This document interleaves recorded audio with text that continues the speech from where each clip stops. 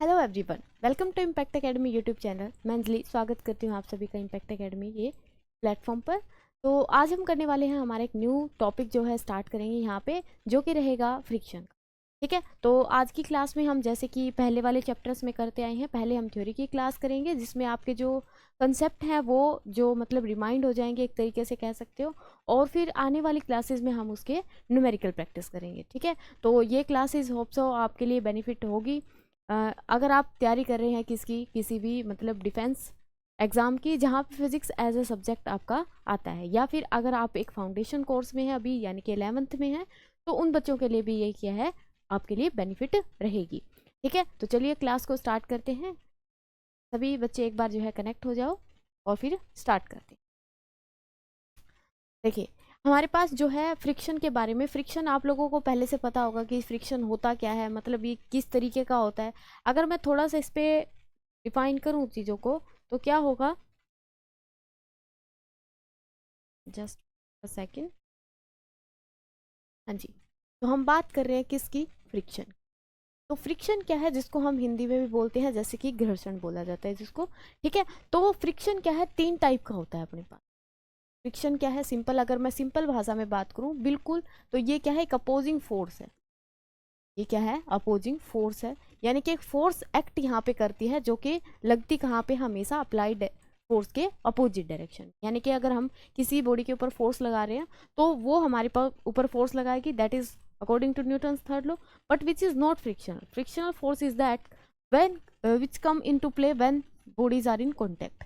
यानी कि जब हम इसको इसके कॉन्टैक्ट में रखेंगे और ये आगे की तरफ मूव करेगी, यानी कि हम इसके ऊपर फोर्स लगाएंगे तो पीछे की तरफ एक फोर्स इसके ऊपर एक्ट करेगी, and that force is known as frictional force, denoted by small F.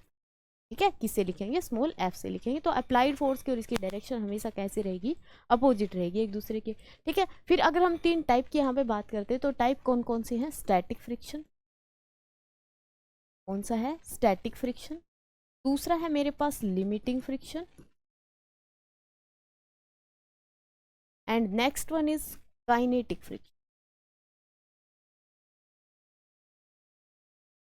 है, तो ये 3 हमारे पास क्या होते हैं, फ्रिक्शन के अलग अलग टाइप होते हैं। इनको कैसे हम डिफाइन करते हैं कि जो स्टैटिक फ्रिक्शन है हमारे पास, ये तब आएगा जब बॉडी एक दूसरे के ऊपर किस में हो, रेस्ट वाली पोजीशन। बॉडी क्या हो, रेस्ट पे हो, यानी कि हमारे पास ये हॉरिजॉन्टल सरफेस है, सरफेस के ऊपर ये बॉडी अभी किस में है, रेस्ट में है। यानी कि इसके ऊपर जो फ्रिक्शनल फोर्स लग रही है वो कौन सी है, अभी स्टैटिक वाली। यानी कि when one body is on another body and in state of rest, rest की स्टेट में है तो हम बोलेंगे स्टैटिक फ्रिक्शन वहां पे लगेगा। फिर अगर लिमिटिंग फ्रिक्शन को यहाँ पे बात करें तो लिमिटिंग फ्रिक्शन क्या होता है, व्हेन बॉडी, हम बताएंगे इसको, when body is just start to move over another surface. दूसरे सरफेस के ऊपर बॉडी जब चलने वाली होगी तो उसमें जो फोर्स ऑफ फ्रिक्शन एक्ट करेगा, that is known as the limiting friction. तो क्या बोला जाएगा, लिमिटिंग फ्रिक्शन बोला जाएगा। लिमिटिंग फ्रिक्शन को एक हम और भी यहाँ पे डिफाइन कर सकते हैं किस तरीके से, कि limiting friction is the maximum value, it is the maximum value of static friction. क्या है ये, स्टैटिक फ्रिक्शन की मैक्सिमम वैल्यू है। ठीक है, यहाँ से ये चीज़ ध्यान रखो, क्लियर है। फिर अगर हम बात करते हैं किसकी, काइनेटिक फ्रिक्शन की, तो काइनेटिक फ्रिक्शन कब आता है अपने पास, काइनेटिक फ्रिक्शन तब आता है जब बॉडी क्या कर रही हो, move, when one body move on the surface of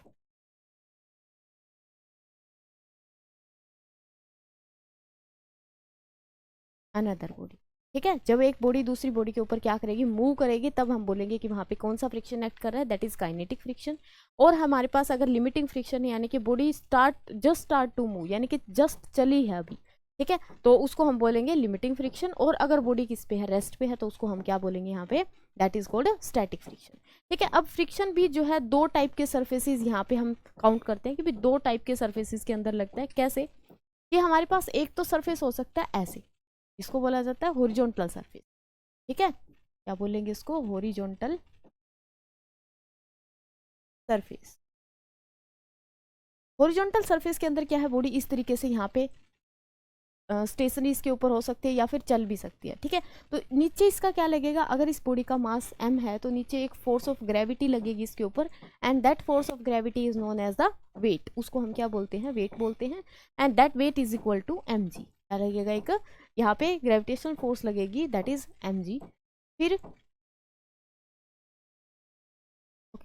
फिर यहाँ पे ऊपर क्या लगेगी, इसके एक नॉर्मल रिएक्शन, क्या लगेगी, एक नॉर्मल रिएक्शन। हमेशा याद रखना ये जो नॉर्मल रिएक्शन है, क्या है, नॉर्मल रिएक्शन जो है ये हमेशा बॉडी के क्या रहेगी, परपेंडिकुलर रहेगी, बॉडी के परपेंडिकुलर रहेगी, ना कि सरफेस के परपेंडिकुलर। क्लियर इतनी बात, ओके। अब यहाँ पे अगर हम अप्लाई कर रहे हैं तो हमारी अप्लाइड फोर्स ये होगी, और इसके बैक साइड में लगेगा कौन सा फ्रिक्शन, यहाँ पे अगर रेस्ट पे है तो स्टैटिक फ्रिक्शन, अगर यहाँ पे लिमिटिंग फ्रिक्शन वाली यानी कि बॉडी को हम जस्ट चलाने वाले हैं तो वहाँ पे स्टैटिक की मैक्सिमम वैल्यू, एफ एल नहीं लिखेंगे उसको, एफ एस मैक्स लिखेंगे, ठीक है, एफ एक्स मैक्स इस तरीके से। और फिर अगर बॉडी चल रही है तो वहाँ पे क्या आ जाएगा अपने पास, एफ की आ जाएगा, ठीक है, क्या आ जाएगा, एफ की आ जाएगा। ये तो है हॉरिजॉन्टल सरफेस के ऊपर। फिर हमारे पास एक सरफेस ऐसा भी आता है यहाँ पे,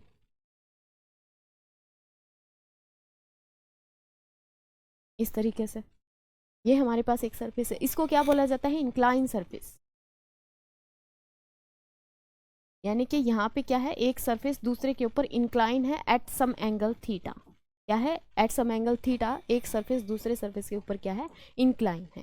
क्लियर है, ओके। यहाँ पे अगर बॉडी रखी हुई है तो उसके ऊपर बताओ कौन कौन सी फोर्सेस यहाँ पे एक्ट करेंगे। अगर बॉडी का मास कितना है, m, बॉडी का मास कितना है, यहाँ पे m है, तो ये बॉडी क्या करेगी, देखो यहाँ पे नीचे इसका बिल्कुल जस्ट नीचे डाउनवर्ड लगती है हमेशा mg की वैल्यू, ठीक है, mg जो डायरेक्शन होती है उसकी क्या होती है, नीचे डाउनवर्ड, तो यहाँ पे mg लगेगी।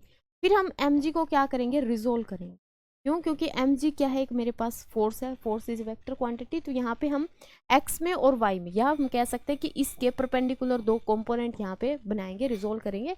ये एंगल मेरा थीटा है तो बाय ज्योमेट्री ये एंगल भी क्या होगा, थीटा होगा, बाय ज्योमेट्री ये एंगल भी क्या रहेगा, theta. If this is theta then mg का ये वाला कंपोनेंट बनेगा mg कोस थीटा, और ये वाला कंपोनेंट बनेगा mg sine theta, no problem, ठीक है।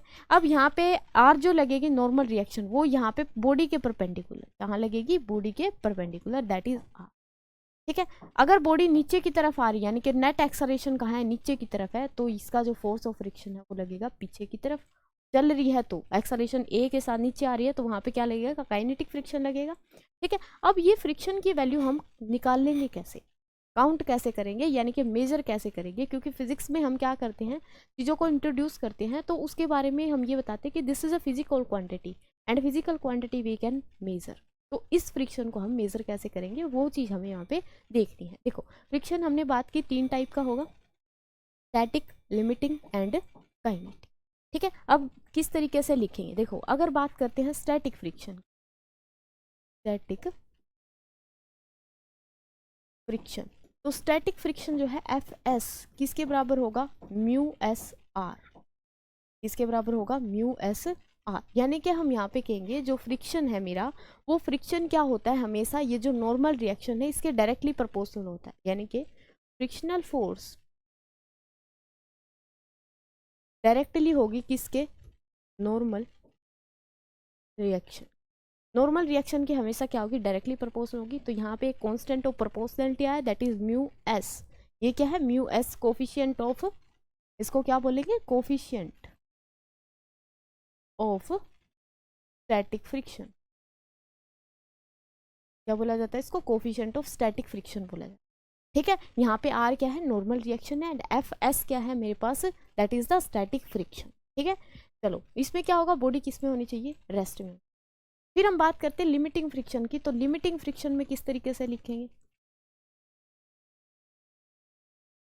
लिमिटिंग फ्रिक्शन की अगर बात करें तो लिमिटिंग फ्रिक्शन में लिखेंगे हम F S max, F X max, यानी कि maximum value of static friction is known as the limiting friction and that is also equal to this, ठीक है। यहाँ पे हम म्यू एल जैसा कोई भी वर्ड नहीं लिखेंगे, क्यों, क्योंकि ये क्या है, मैक्सिमम, यानी कि हम कह सकते हैं कि स्टैटिक फ्रिक्शन की एक स्टेट है, एक केस है मैक्सिमम, ठीक है। चलो नेक्स्ट करते हैं, नेक्स्ट हमारे पास क्या था, काइनेटिक फ्रिक्शन, क्या था मेरे पास, काइनेटिक फ्रिक्शन। काइनेटिक फ्रिक्शन में क्या होता है, F K, and that F K is directly proportional to R normal reaction. तो यहाँ पे आता है F K is equal to mu K R, क्या आता है, म्यू के आर, एंड यहाँ पे म्यू के को क्या बोला जाता है, कोफिशिएंट ऑफ, आपको पता चल ही गया होगा, काइनेटिक फ्रिक्शन, क्या बोलेंगे इसको, कोफिशिएंट ऑफ काइनेटिक। क्लियर है इतनी बातें सभी को, यहाँ तक सभी को समझ आया कि नहीं आया, ओके। नेक्स्ट फिर हमारे पास क्या आता है कि इनमें रिलेशन क्या है, यानी कि जो म्यू है इसकी वैल्यू कैसे डिफाइन करेंगे।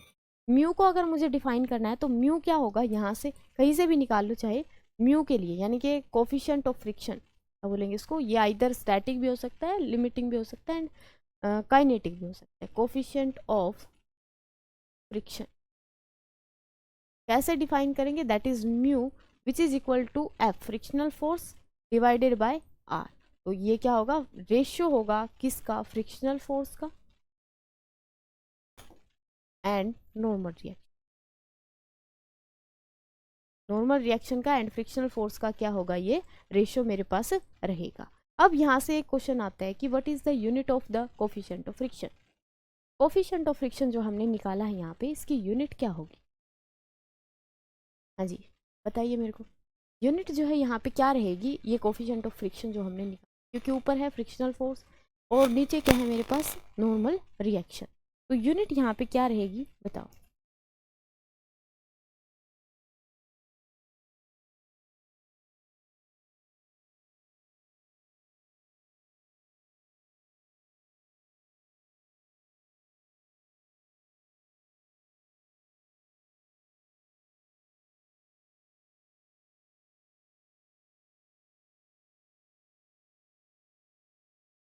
हाँ जी, यूनिट जो है बताइए मेरे पास यहाँ पे क्या रहने वाला। देखो अगर यहाँ से कैलकुलेट करते हैं यूनिट की, अगर हम बात करें यूनिट का मतलब क्या है कि मेजर किस में करेंगे, जो कोफिशिएंट ऑफ फ्रिक्शन आएगा, फ्रिक्शनल फोर्स है ऊपर, तो इसका मतलब न्यूटन बनेगी।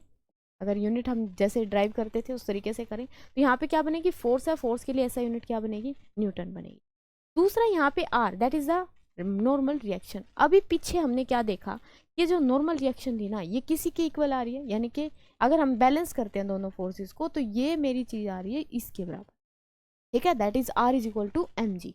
Are is equal to M G है, इसका मतलब एम जी क्या है, weight, weight is a force, that is gravitational force. तो ये भी क्या है, आर भी क्या है, एक तरीके से हम कह सकते हैं फोर्स ही है, तो इसको भी किस में मापेंगे, न्यूटन में, न्यूटन से न्यूटन कैंसिल, इसकी हम लिखेंगे यहाँ पे कोई भी यूनिट नहीं होती, ना यूनिट होती, यूनिट ही नहीं है तो इसका फिर कोई डायमेंशन भी नहीं मिले, ठीक है, डायमेंशन भी इसका आप लोगों को नहीं मिलेगा। तो ये सारी बात होगी किसके बारे में, कोफिशिएंट ऑफ फ्रिक्शन की, ठीक है। चलिए अब हम क्वेश्चन पे चलते हैं, फोर्सेस को और जो है मतलब किस तरीके से बैलेंस करना है, एक्सेलरेशन कैसे निकालना है, वो हम जब न्यूमेरिकल वाली क्लास करेंगे उसके पहले मैं आप लोगों को करवाऊंगी, ठीक है। तो ये चीज़ें नोट करिए सबसे पहले तो, और उसके बाद फिर करते हैं यहाँ पे क्वेश्चन, ठीक है। तो ये नोट कर लीजिए जैसे जो चीज़ें हैं यहाँ पे,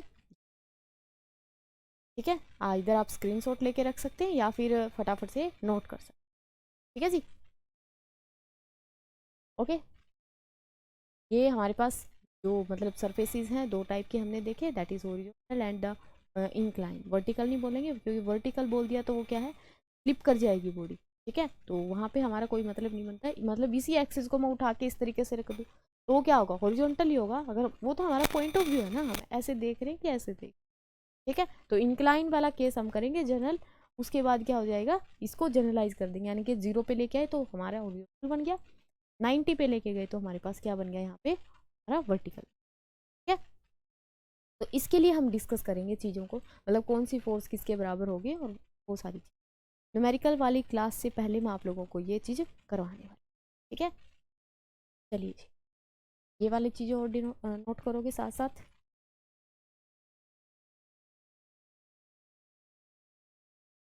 अगर किसी का कोई क्वेश्चन है यहाँ पे तो पूछ सकते, हाँ जी, if anybody have any question then tell me please.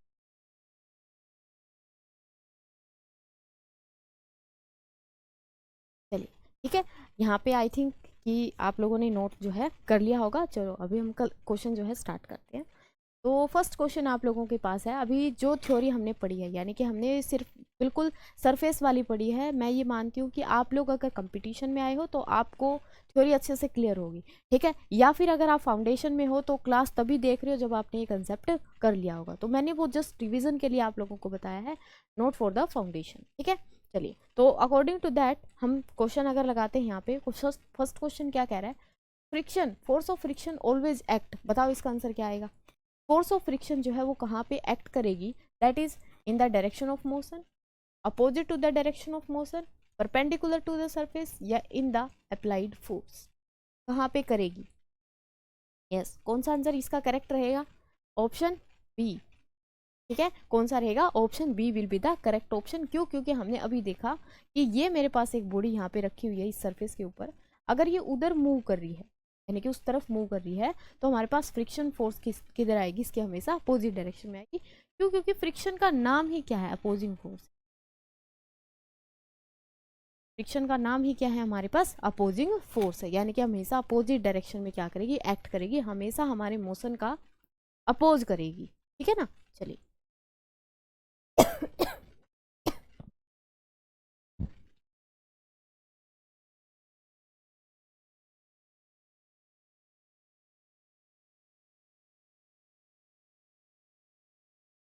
चलिए स्टार्ट करते हैं second question. The limiting frictional depends on, limiting friction जो है वो किसके ऊपर डिपेंड करता है, एरिया ऑफ कॉन्टैक्ट पे डिपेंड करता है, या फिर nature of surface in contact पे डिपेंड करता है, वेलोसिटी ऑफ मूविंग बॉडी पे, या एक्सेलेरेशन ऑफ बॉडी पे, किसके ऊपर वो जो है डिपेंड यहाँ पे करेगा। देखो अगर हम बात कर रहे हैं किसकी, लिमिटिंग फ्रिक्शन की, तो लिमिटिंग फ्रिक्शन या फ्रिक्शन कोई भी हो वो एरिया पे डिपेंड नहीं करता, एरिया ऑफ कॉन्टैक्ट पे कौन सा भी फ्रिक्शन, कौन सा भी टाइप हमारा डिपेंड नहीं करता, ये बात आप लोगों को नोट करनी है।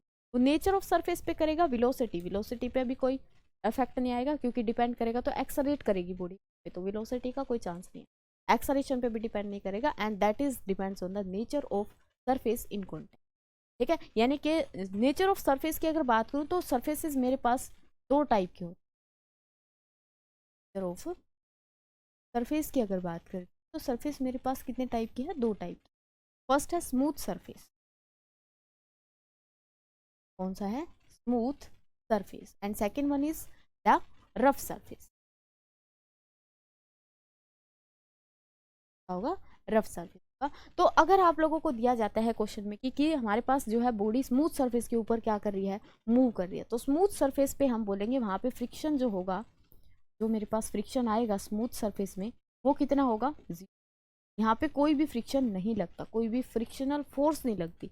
एक्चुअली जो यहाँ पे हम वर्ड यूज कर रहे हैं friction, friction that is the frictional force, ठीक है। यहाँ पे कोई फ्रिक्शनल फोर्स नहीं होगी और यहाँ पे कुछ ना कुछ फ्रिक्शनल फोर्स होगी, दैट इज यहाँ पे जो फ्रिक्शन आएगा which is not equal to 0, clear है। तो रफ सरफेस पे हमेशा होगा। अब ये नेचर ऑफ सरफेसेस के ऊपर डिपेंड करता है कि हमारा सरफेस जो है रफ है या फिर मतलब कि कम, मतलब थोड़ा रफ है या फिर ज़्यादा है या फिर बहुत ज़्यादा है, ठीक है। तो that depends on the nature of surface, ठीक है, which are in contact, clear है। तो यहाँ पे मैं आप लोगों से एक क्वेश्चन पूछती हूँ, कमेंट बॉक्स में आप लोगों ने बताना है कि हमारे पास जो फ्रिक्शन है वो पिक्चर में आ ही क्यों रहा है। अगर हम बात कर रहे हैं किसकी, फ्रिक्शन की, तो फ्रिक्शन लग क्यों रहा है, यानी कि कारण क्या है फ्रिक्शन का, what is the main cause of the friction.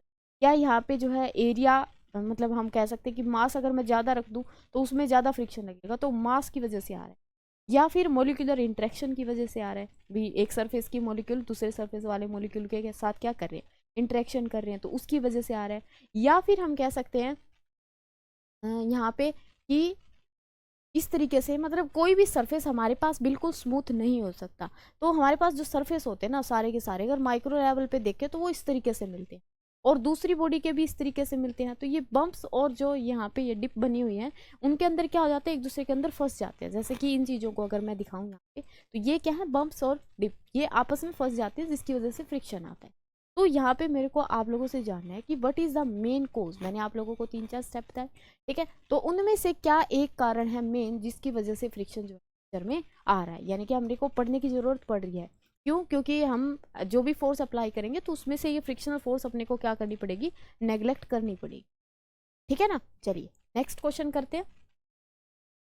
That is third, the coefficient of friction is define as, अभी डिफाइन क्या था, हमें पता है कोई भी फ्रिक्शन हो, हम मान लेते हैं काइनेटिक है, that is equal to the mu K S, ये R is the normal reaction, तो यहाँ से म्यू के को डिफाइन कर दो, that is the frictional force divided by the normal reaction. तो कौन सा ऑप्शन जाएगा, ratio of frictional force to applied force, ratio of limiting friction to normal reaction, या फिर product of force and masses, force and masses ये तो कुछ बनेगा ही नहीं अपने पास, एक्सेलरेशन भी डिवाइड बाय मास बनेगा, रेसिप्रोकल ऑफ नॉर्मल रिएक्शन। अब ऊपर वाले दोनों ऑप्शंस में से बताओ कौन सा करेक्ट होगा, यहाँ पे कौन सा ऑप्शन जो है यहाँ पे करेक्ट रहेगा, बताओ। Coefficient of friction is defined as the ratio of the frictional force, कौन सा फ्रिक्शन यहाँ पे बात कर रहा है, फ्रिक्शनल फोर्स के अप्लाइड फोर्स के साथ नहीं होता, नॉर्मल रिएक्शन के साथ होता है, दैट इज ऑप्शन बी जो है आपका क्या रहेगा, करेक्ट ऑप्शन रहेगा, ठीक है, option B will be the correct option. चलिए next question, the angle of repose. अच्छा, यहाँ पे एंगल ऑफ रिपोज को समझना पहले जरूरी है, अगर यहाँ पे हम पढ़ रहे हैं इसके बारे में, तो एंगल ऑफ रिपोज क्या होता है, बेसिकली एंगल ऑफ फ्रिक्शन और एंगल ऑफ रिपोज दो चीजें होती है मेरे। एंगल ऑफ फ्रिक्शन तो हम बोलते हैं कि ये मेरे पास अगर मान लो एक बॉक्स रखा हुआ है जिसके ऊपर नॉर्मल रिएक्शन लग रही है, ये पीछे लग रही है फ्रिक्शनल फोर्स एफ के, तो इन दोनों का जो रिजल्टेंट आता है, दैट इज ये रिजल्टेंट आ गया, मान आर नहीं बोलेंगे और नाम देना पड़ेगा रिजल्टेंट, ठीक है, क्योंकि रिजल्टेंट आर लिखेंगे तो आर के साथ मैच हो, ये क्या है रिजल्टेंट है, ये क्या है नॉर्मल रिएक्शन।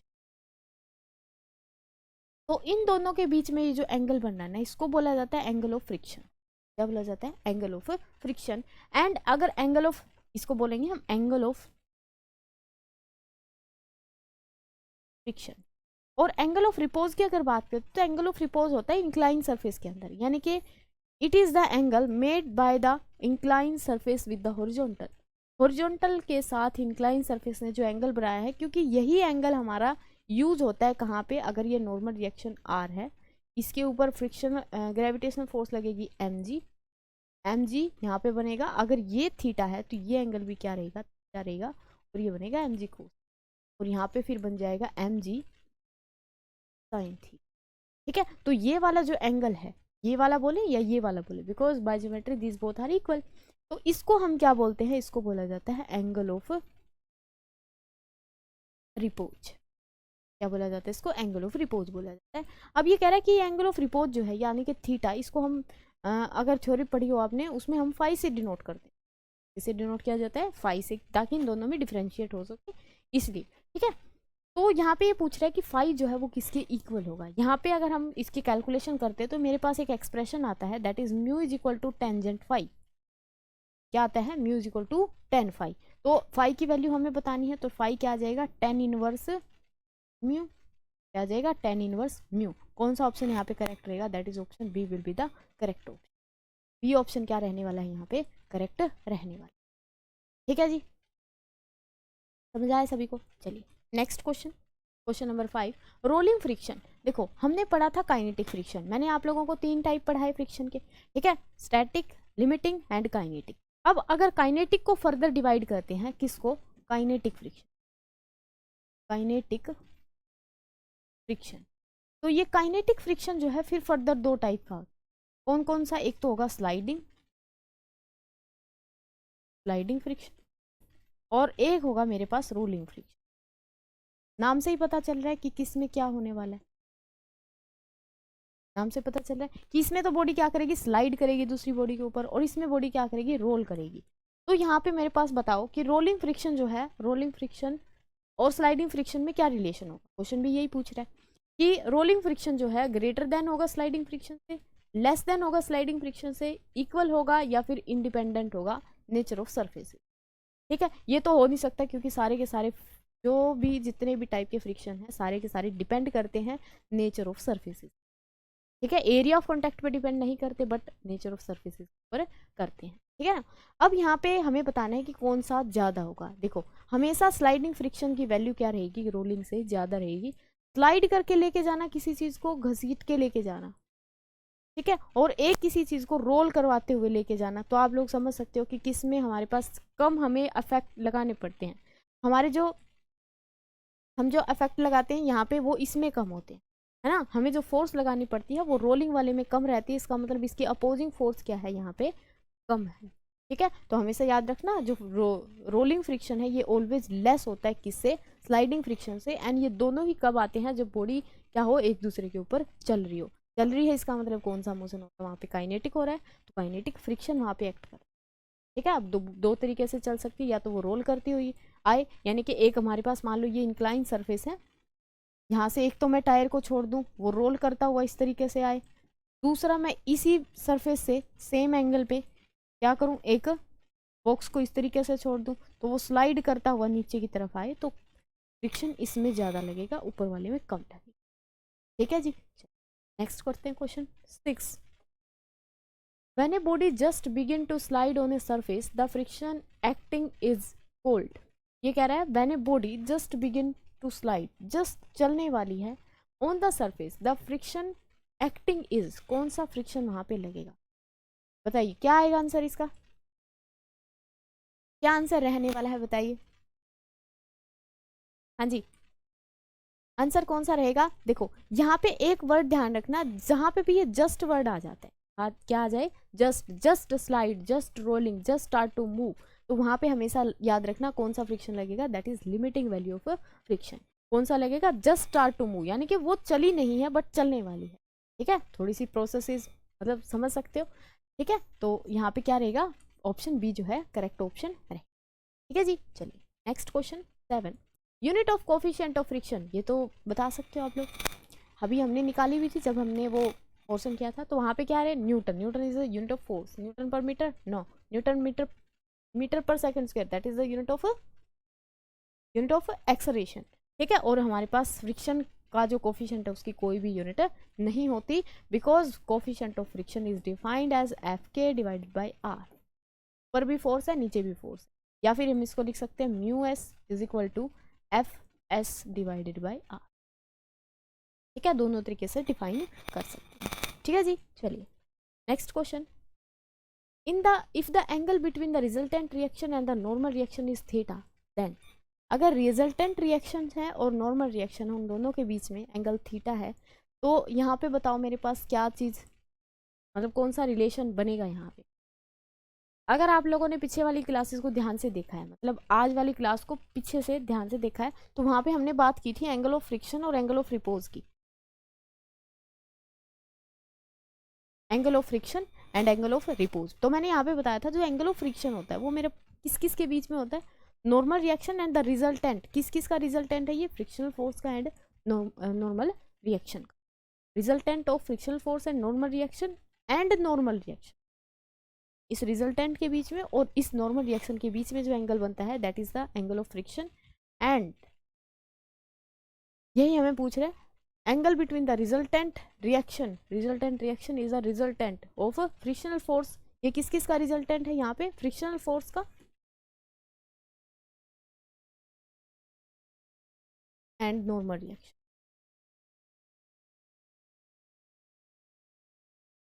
किस किस का रिजल्टेंट है यहाँ पे, नॉर्मल रिएक्शन का एंड फ्रिक्शनल फोर्स का, एंड नॉर्मल रिएक्शन के बीच में थीटा बन रहा है, तो वहाँ पे जैसे फाई में हमने रिलेशन लिखा था कि टेन फाई किसके इक्वल होता है, is equal to mu, tan theta भी किसके इक्वल होता है, म्यू के इक्वल।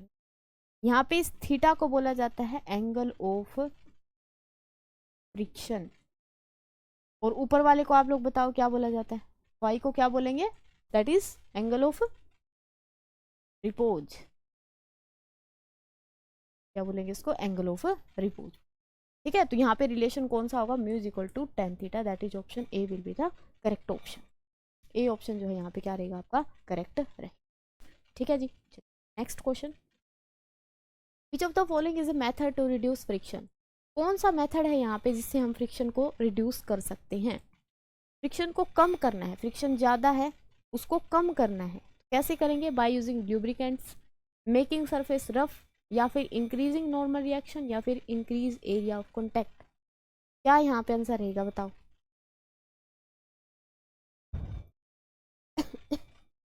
क्या ऑप्शन यहाँ पे आप लोग चूज, दैट इज यहाँ देखो, ल्यूब्रिकेंट हम यूज करते हैं फ्रिक्शन, यानी कि अगर मशीनरी में फ्रिक्शन हमें क्या करना है, कम करना है, तो भी ल्यूब्रिकेंट यूज करते हैं, एक बात है। Making surface rough, rough surface अगर कर देंगे तो वहाँ पे क्या होगा, जैसे कि आप लोगों ने देखा होगा अपने जूते के नीचे, जितने भी अपने मतलब स्लीपर्स होते हैं सभी के नीचे एक डिज़ाइन होता है, तो वो डिज़ाइन क्या करने के लिए, उसको रफ बनाने के लिए, ताकि वो स्लिप ना कर जाए, ठीक है। या टायर्स पे देखे होंगे आप लोगों ने डिज़ाइंस होते हैं, तो मैं सरफेस को रफ करके भी हम फ्रिक्शन को क्या कर सकते हैं, कम कर सकते हैं। Increase normal reaction, normal reaction को बढ़ा दें, normal reaction depends on the mass, mass को बढ़ा दो, मास को बढ़ा देंगे तो नॉर्मल रिएक्शन ऑटोमेटिकली फ्रिक्शन क्या हो जाएगा, वहाँ पे बढ़ जाएगा, फ्रिक्शन क्या होगा इस केस में बढ़ जाएगा, ये नहीं आएगा। Increase area of contact, area of contact का वहाँ पे कोई भी रिलेशन नहीं होता, तो ये दो मेथड है जिनसे हम फ्रिक्शन को क्या कर सकते हैं, रिड्यूस कर सकते हैं, ठीक है। This is not multi choice but it's multi selected question, ठीक है ना। चलिए next question, the surface of frictional friction between two bodies in relative motion is called, the force of friction between two bodies in relative motion, अगर वो relative motion में है, यानी कि एक बॉडी दूसरी के ऊपर चल रही है, या ये स्टेशनरी है ये चल रही है, या ये दोनों, तो उस केस में बताओ कौन सा फ्रिक्शन एक्ट कर, उस केस में कौन सा फ्रिक्शन यहाँ पे बताओ एक्ट करता है। तो स्टैटिक नहीं होगा, इस पे रेस्ट में होती है चीज़ें, काइनेटिक होगा, लिमिटिंग भी नहीं होगा, और एंगल ऑफ फ्रिक्शन नहीं सकता, दैट इज ऑप्शन बी जो है क्या रहेगा आपका करेक्ट ऑप्शन रहेगा, ऑप्शन बी जो है क्या रहेगा करेक्ट ऑप्शन रहेगा, ठीक है। तो आई थिंक आप लोगों को क्लास जो है समझ आई होगी, क्योंकि आज वाली हमारी क्लास में 10 क्वेश्चन ही हमने करने थे, जो कि हम कर चुके हैं कंप्लीट, ठीक है। तो मिलते हैं नेक्स्ट क्लास में विद न्यू क्वेश्चंस, और आगे वाली क्लास जो आपकी रहेगी उसमें टोटल हम क्या करेंगे, न्यूमेरिकल करेंगे, क्योंकि अगर फ्रिक्शन से क्वेश्चन बनता है, मतलब थोड़ा सा लेवल वाला क्वेश्चन बनाना है, तो हम क्या करते हैं वहाँ पे न्यूमेरिकल को मतलब एक करना ज़रूरी हो जाता है, ठीक है ना।